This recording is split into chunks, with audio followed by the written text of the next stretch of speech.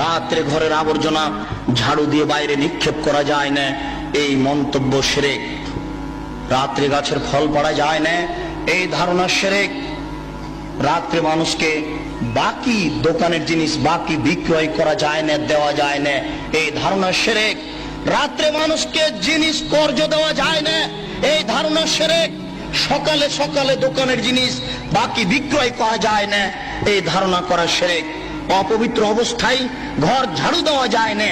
আপনার স্ত্রী, আপনার বৌমা অপবিত্র অবস্থায় ফরজ গোসল না করে ভাত রান্না করতে পারে না, ঘর ঝাড়ু দিতে পারে না, এইগুলি ধারণা করা শিরক।